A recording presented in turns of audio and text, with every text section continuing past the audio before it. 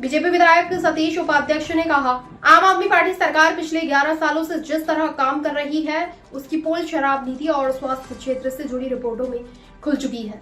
इन रिपोर्टों में शराब नीति, मोहल्ला क्लिनिक और दवाइयों की खरीद में हुई अनियमितताओं का खुलासा हुआ है। सरकार पर नियमों को दरकिनार कर अपने परिवारजनों और करीबी सहयोगियों को लाभ पहुंचाने की गंभीर आरोप लगे हैं। जिस प्रकार से आम आदमी पार्टी की सरकार 11 साल में जो उनके कारनामे हैं, अभी तो केवल लिकर की रिपोर्ट आई थी, शराब नीति की रिपोर्ट सदन में आई थी और उन तमाम रिपोर्ट्स को सीएजी की रिपोर्ट्स को इन्होंने सदन के पटल पे नहीं रखा था।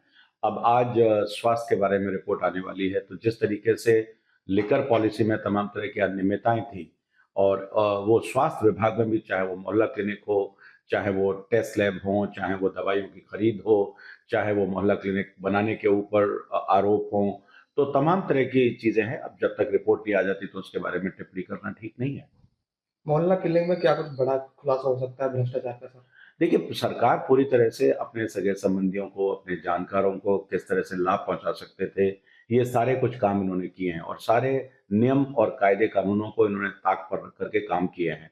किस तरीके से पैसे को साइफन कर सकते हैं, किस तरीके से भ्रष्टाचार कर सकते हैं, किस तरह से अपने लोगों को लाभ पहुंचा सकते हैं, तो ये सारी की सारी चीजें अभी कैग रिपोर्ट में जब टिप्पणी आएंगी, उनके बारे में जब डिस्कशन होगा, किस प्रकार की अनियमितताएं उसमें बरती गई हैं, तब उस पर निश्चित रूप से एक चर्चा होगी कि क्या-क्या अनियमितताएं उसमें पाई गई हैं। बताया जा रहा है कई सारे मोहल्ला क्लिनिक में टॉयलेट की व्यवस्था, एक्सरे मशीन जैसी चीजें नहीं थी उसमें। मैंने कहा ना कि मोहल्ला क्लिनिक का इन्होंने एक हाइप क्रिएट किया था कि मोहल्ला क्लिनिक वर्ल्ड क्लास है, लेकिन वर्ल्ड क्लास में गंदगी के अंबार थे, टॉयलेट की व्यवस्था नहीं थी, टेस्ट कोई होते नहीं थे, दवाई थी तो डॉक्टर नहीं थे, डॉक्टर थे तो दवाई नहीं थी। ऐसे तमाम तरह के लोग, नकली दवाइयों के आरोप भी लोग लगाते हैं।